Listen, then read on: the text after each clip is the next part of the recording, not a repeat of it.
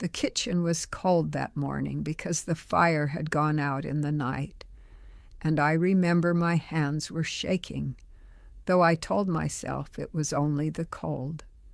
My father sat at the head of the table, with his coffee going cold in front of him. He had not touched it. He folded his hands the way he did before prayer, and he looked at me, and he said the name, just the name, as if it were already settled, as if the rest of my life had been decided somewhere I had not been allowed to stand. And outside the window I could see the man he had chosen walking up our lane in the gray light, and my whole body went still, because I knew something my father did not. I knew what that man was underneath. Before I tell you the rest, let me tell you who I am. My name is Anna, and this is Hannah the Amish girl, the channel where I tell the truths we were never permitted to speak out loud. I am 84 years old now. I grew up Old Order Amish in a settlement in Lancaster County, in a time most of you cannot imagine, when the roads were still dirt, and a girl's father held her future in his 2 hands the way he held the reins of the horse. I have carried this story for 66 years. If you want to hear the things they buried under our quietness, the things we were taught to take to our graves, then subscribe and press the like button, and in the comments, tell me one thing. Tell me who chose the person you married. Was it you or was it someone else? I read every single comment. I read them late at night when I cannot sleep, and you keep me company. Now let me take you back, because you have to understand how it was. You have to understand that the world I am describing is not the Amish world you may have seen from a car window, with the buggies and the postcard barns. It is older than that. It is the world before the world you know. When I was a girl, we had no propane and no diesel and no telephone shanty at the end of the lane. We had lamps and horses and the seasons, and we had the order of things. And the order of things was as fixed as the stars. In my day, in my district, a young woman did not choose. Not really. We told ourselves we chose. We told ourselves the singings were where courtship began, the way the young people will tell you now, with the boys driving the girls home in their buggies after the Sunday evening hymns. But the truth underneath the truth was that your father had the final word, and his word was the word of God in that house. The Ordnung, our unwritten rules that governed everything from the width of a hat brim to the number of pleats in a cap, did not say in plain letters that a father picks the husband. It did not have to. Everyone understood. Gelassenheit, we called it. Yielding. A daughter yields to her father, a wife yields to her husband, and all of them yield to God. That was the order of things, and to step outside it was to step outside everything you had ever been. And you must understand what a girl was raised to be in that world, because it explains everything that came after. My schooling ended at the 8th grade, the way it ended for all of us.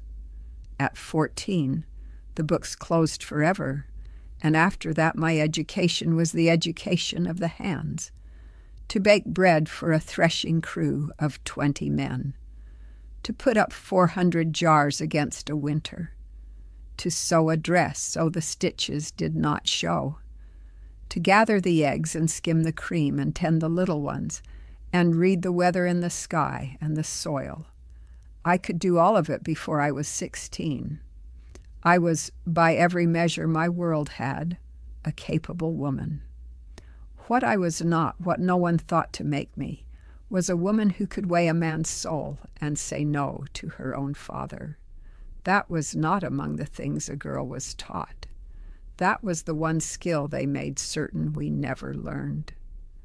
I was 18 the morning my father said the name. The man was named Amos. He was 26, and he came from a family with good land and good standing, and he was a deacon's son.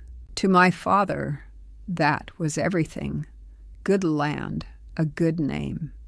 A man who knelt in the front rows at the preaching service and sang the slow hymns from the Ausbund, loudest of anyone. My father saw all of that, and my father was satisfied. What my father did not see, because he was not permitted to see it, and because Amos was a careful man in front of other men, was the other thing. The thing I had seen with my own eyes one evening at a husking frolic the autumn before, when Amos thought no one was watching. There was a heap of corn the height of a man, and the young people were husking and laughing in the lantern light, the way we did, and his younger brother, a boy of perhaps 12, dropped an armful and spilled the ears across the floor. And I saw Amos cross to him. I saw the way he took the boy by the back of the neck.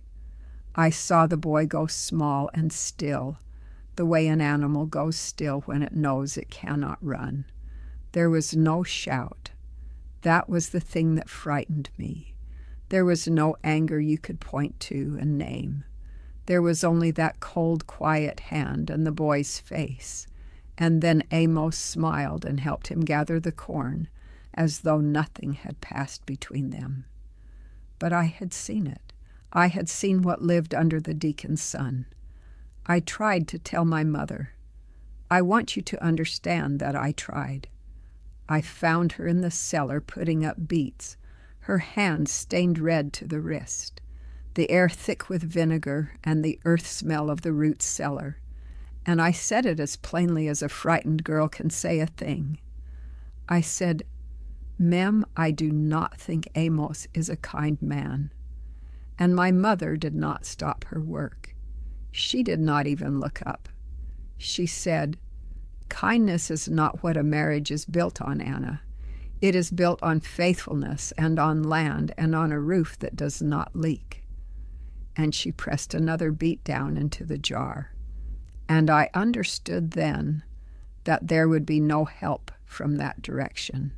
In our world, a girl who spoke against her father's choice was not a girl with good judgment. She was a girl with hochmut, pride. Pride was the worst sin we knew, worse almost than the sins of the flesh, because pride was the sin of Lucifer himself, the sin of thinking you knew better than the order set above you.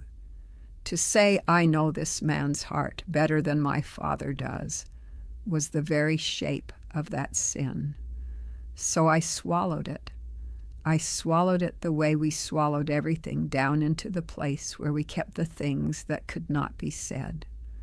We were married in the late fall, after the harvest. The way all our weddings were, it was a Thursday. The ceremony went on for 3 hours and more on the hard wooden benches, with the bishop preaching about the wife who submits and the husband who leads, and I sat there in my new blue dress that I had sewn with my own hands, and I listened to him build a house in the air, a godly house, and I thought, he does not know. None of them know.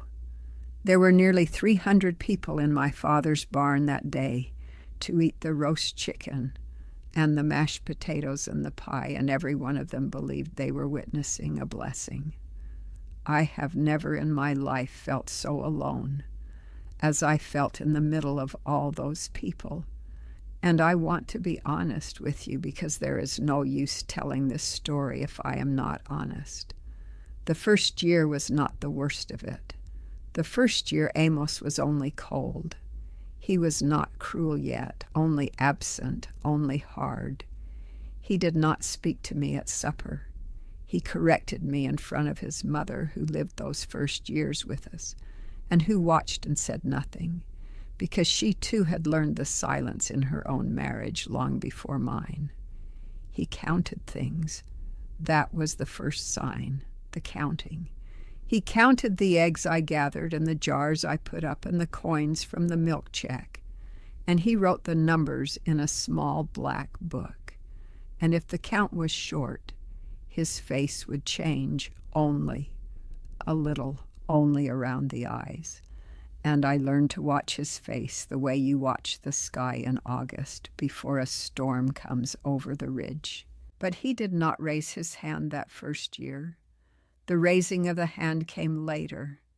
It came after the first child, when I was tired and slower at my work, and something in him decided that my tiredness was a kind of theft, a kind of disobedience, that I was holding back from him what was his by right.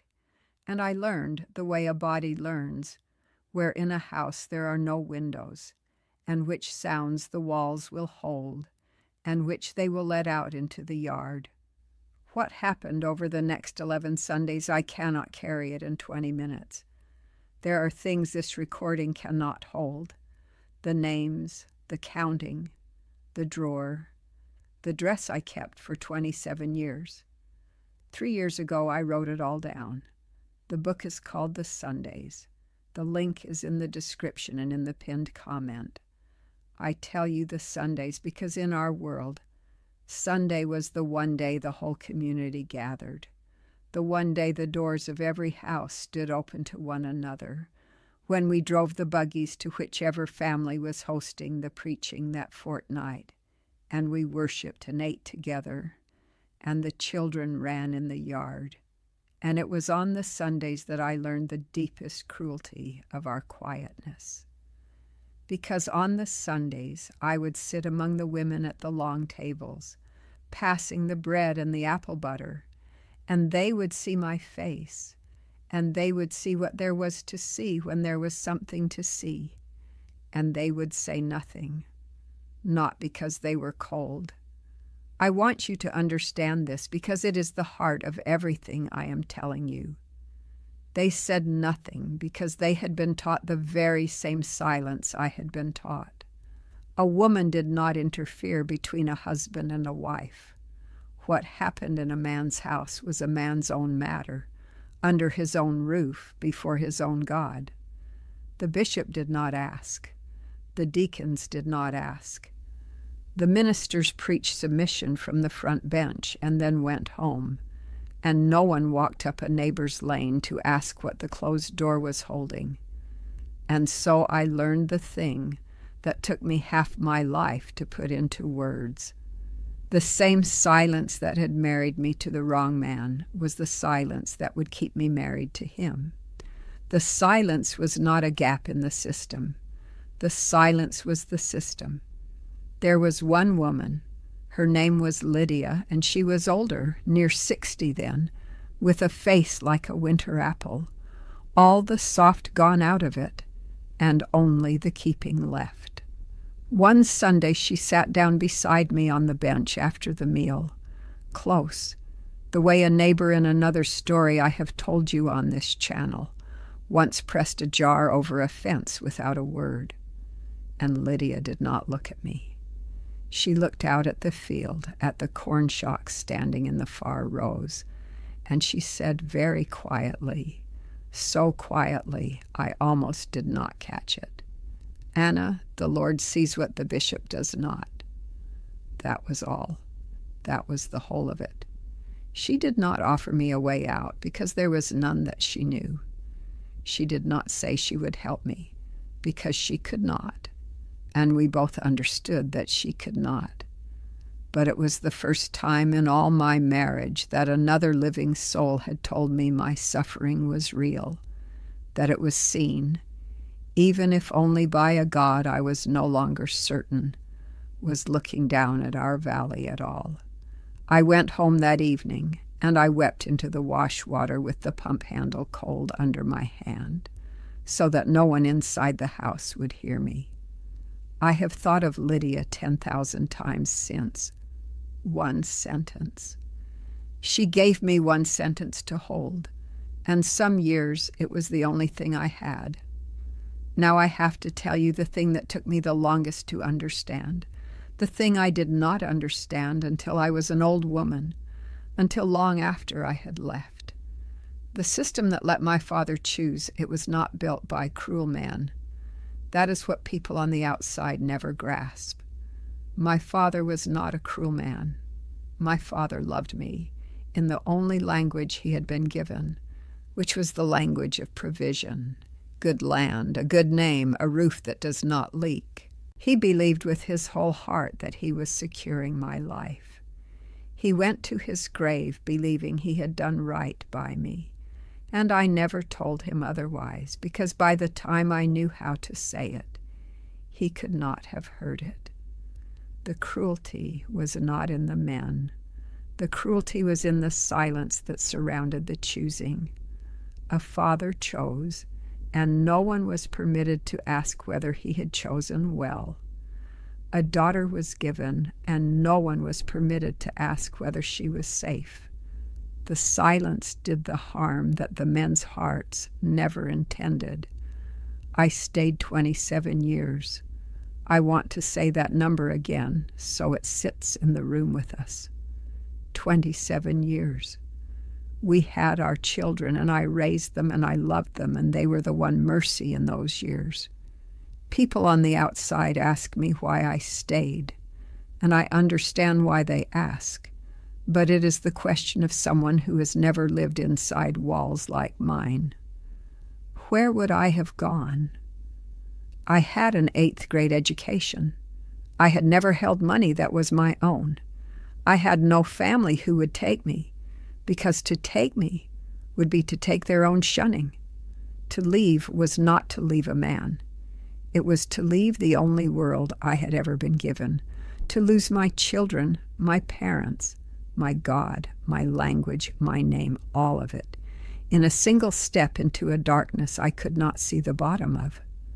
That is what they never tell you about the leaving. The leaving is not one loss. It is every loss at once. What changed was small, the way the things that change a life are always smaller than you would think. My youngest daughter, grown by then and married herself, came to me one afternoon, and she had a mark on her wrist, half hidden by her sleeve, and I knew that mark because I had worn its kind for 27 years. And something in me that had been kneeling my whole life stood up off its knees. I had stayed for myself, or told myself I had no choice but to stay, for nearly 3 decades. But I found I could not stay for this. I could not sit at the long Sunday table and pass the bread, and be one more woman who saw and said nothing, now that the seeing was my own child. I will not tell you the whole of what happened next, because some of it is hers, and not mine to give away to strangers.